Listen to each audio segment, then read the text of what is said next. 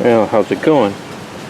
See if we can get this done before the helicopters and the birds and the screaming children and the bumping car stereos attack. And the wind. It's very windy. So what this is the wonderful insides of a Gonset.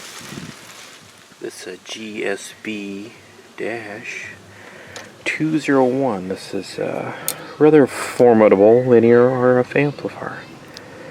I got this down in Lincoln for $100. Not too bad. Anyway, the guy claimed that the tubes were no good in it. But in fairness, he said it was a friend's, and he didn't. That's what the friend told him. So, you know, blah blah blah blah blah. Anyway, I got to looking the thing over, and one of the fuses in this rather interesting little fuse holdery plug was blown to smithereens. So I replaced that.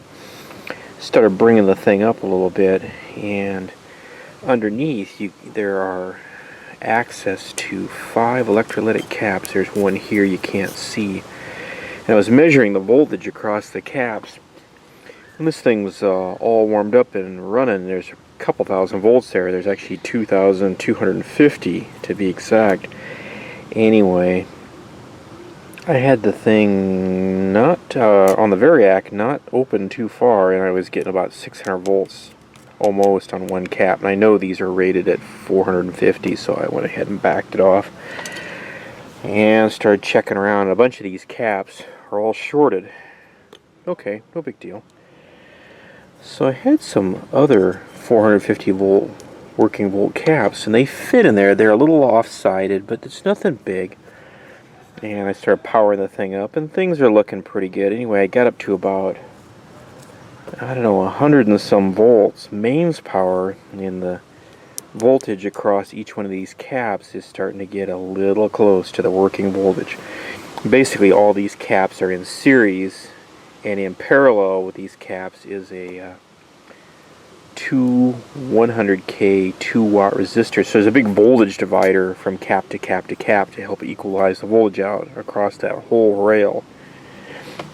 So when you put caps in parallel, the voltage goes up by whatever the voltage reading is, but the capacitance gets chopped into whatever it is. So these are all 100 microfarad, so divided by 5, but 450 volts multiplied by 5. Well, I tinkered with this a little bit and fiddled around with it at the rated, or at the as much as I dare push the thing. And I just wasn't feeling the love here. Wasn't feeling comfortable, so I said screw it, and I shut it down. I hadn't thrown these old caps away, so what I did, and I'll show this in another video, is I took these apart and cut them open. And here's what I had in here with these Rubicons. They're 450 volt and not so much. So I did some snooping around, and I found some caps that were rated at 550 volt per cap. Now that's a little more like it. These are from a local vendor here in the States. They're made in the EU. That doesn't narrow it down a lot. There's how many people, how many countries in the EU? Quite a few, actually. I don't know. Who cares? So when I did some bench testing on these, they seemed just fine. So what I did was I cut these open and basically slid this inside and glued this all back together. So now I've been putting these back and taking these out. So all that work I did just went up the spout, but at least I'll be able to run this at rated mains voltage. It's a little scary. The instruction book, which I got with this, actually I got 3 instruction books and a great big schematic and then some sort of addendum. It leads you to believe you want to run this at I think it's at 17 volts mains power, or line power. So I've done a little testing. It seems to want to work, but like I said, I just don't feel comfortable about that cap bank, so we're going to straighten that out. And it's no big deal. It's all hollow underneath here. Originally, I had taken this little circuit board out to work on this, and if you go to do this, make sure that you kind of carefully take these caps out. These were soldered, the middle section was soldered, and these outer tabs, they twist them Oh, you can see that real easily or not? That one's there. And that kind of locks them in place. There was a brand actually called Twist Lock. I can't remember who. It might have been Cornell Duble. Somebody can correct me if I'm wrong. That's fine. Anyway, I'm putting those back in, and I'm not going to twist those locks again because they're just going to break off. Actually, what I'm going to do is put a little dab of silicone rubber in the middle, or RTV, and then run a little bead around the edge and glue those down in there. And it'll be as good as new, and I'll feel pretty good about that. So when we get her up and running, I'll do a little more show and tell here. Like I said, this is just kind of basic. Just the basics, we're just getting up and running here. This uses the, what is that, the 572B triode. Pretty heavy duty. Anyway, take it easy. Have a groovy day. See if I could take these old ones apart and maybe I can just slice this bottom where this rim's at and try and restuff them. And then reuse this. So this would be an adapter. It's a little hazy, probably more work, but I don't know, I want it to look nice. So I can restuff that, and since it has a nice paper tube, I can just hide that inside there. Well, let's go cut one open. Okay, so I just ran that through the bandsaw very carefully, and actually, mental note, that wafer and stuff in there is pretty thick. So I need to come up a little more. I need to stay up, and it's kind of cattywampus, but it's as good as it's going to get. Okay. So what I need to do now is I'll just set this in there. I'll drill a couple little holes and put some leads on that new cap. Wire that up.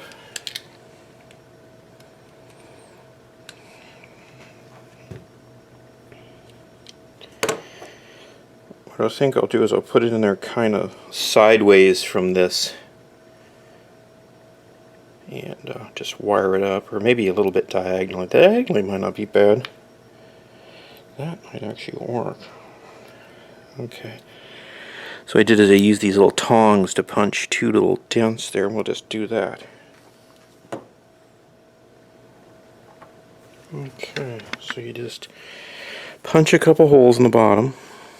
You extend these leads, and then you just wrap those around there. Make sure you got the polarization right. The negative goes to the case.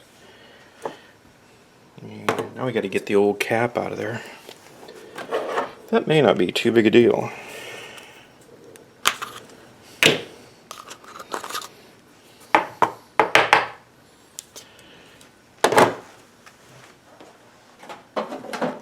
Pour some tar or something in there to anchor that. That's fine. That's just, yeah. That's mostly tar. Okay.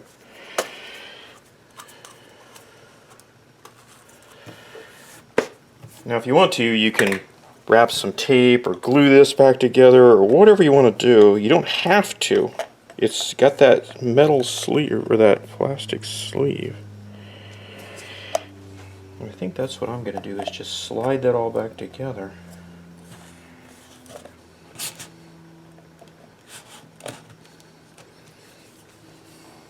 Baby, it's nice and light.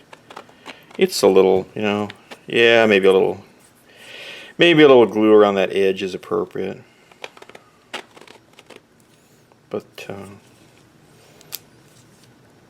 oh, I was trying to figure out why it dropped in there further. Well, it's because of the kerf. When I cut that, I lost some metal, so yeah, you'll need to maybe glue that a little bit. There you go. Just multiply that times 5. We'll be ready to go. Now how I got that apart was I found a little, this is a pill bottle, obviously, and I found one that fits inside this cap, so that fits pretty good. So you need a glove. The glove from the Beatles' Yellow Submarine would work.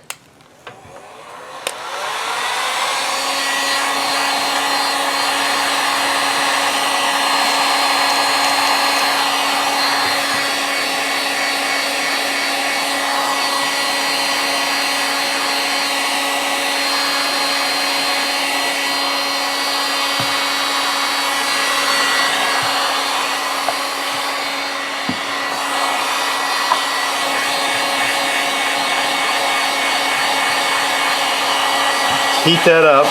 Not too hot, you don't want to burn it. And then I usually wait about a minute or two and let the heat kind of go through that. It'll take a while to go through that cardboard. The other thing you could do is you could score that down to the cap with a carpet knife and peel it off of there rather carefully. It's anyway, you just put a little pressure on that, it just slides right off. And where that's glued at. Okay, looks like what they do is they glue this cap on the top and then glue it to that rolled edge. It's barely even warm. Repeat ad nauseum.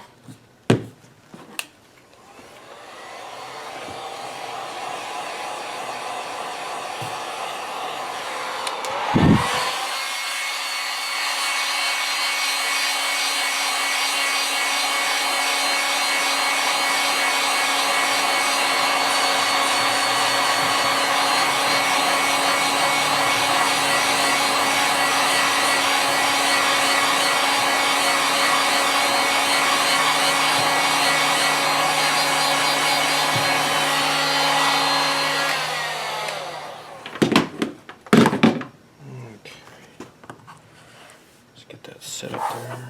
Kind of be careful, the table's pretty warm there. Good old plastic laminate.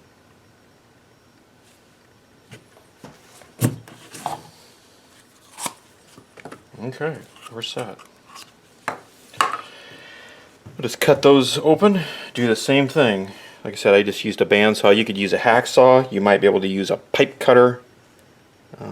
That might not be a bad. If you got a pipe cutter that's big enough, you could cut it up in here. It'd be a little tougher. Like I said, I cut it. I challenge you on the capacitor field of battle. There.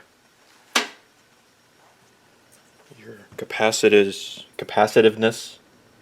Your capacitance. Anyway. Your electronic component is at stake there. Anyway, I cut that right there, but I'm going to go up a little bit, maybe up in there. The bad thing about the bandsaw is it's really tough to get a straight cut. So I probably went whatever this distance is here again, so I doubled that this time.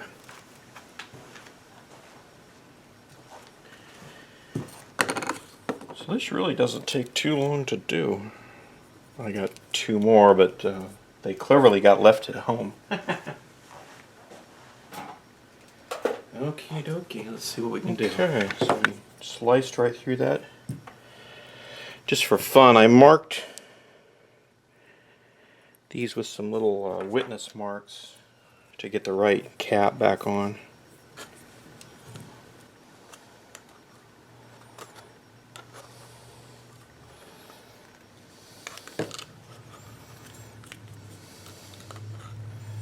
And this is the reason why my pocket knives were always horribly dull. Oh well.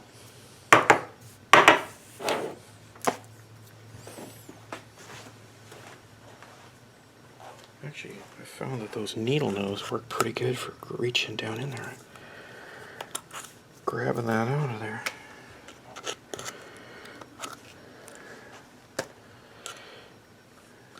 You could probably clean that out with some acetone or something. Be a little careful. Some of those chemicals are not so fun. There we go. So that appears to be some pitch or some tar or something.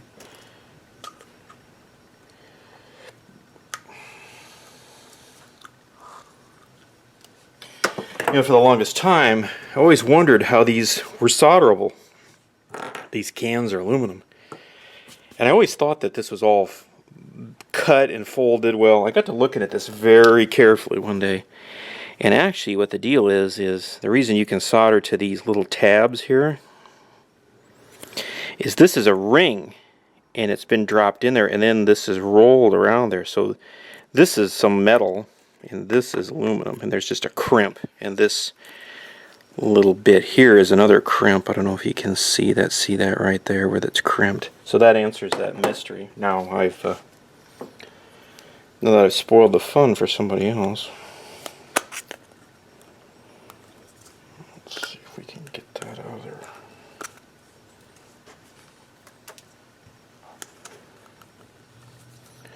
I'll probably rinse these off with some alcohol or something to get all the... There's a bunch of little metal shavings and stuff, and they're probably not so good for the next capacitor.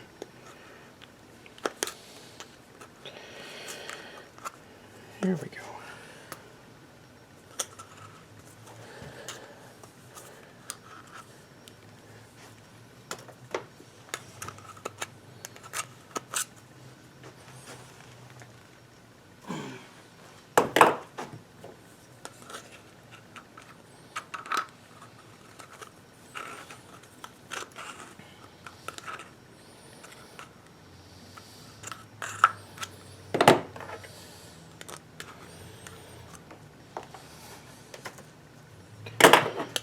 Okay, that's not too shabby. So, what do we got here? This is...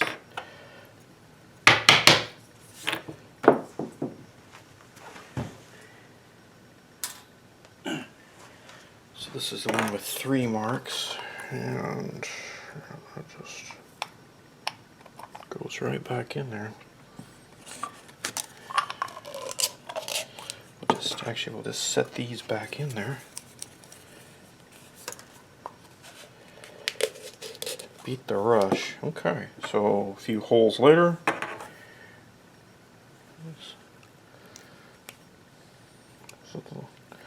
Don't think you're going to solder to these little straps. They're aluminum.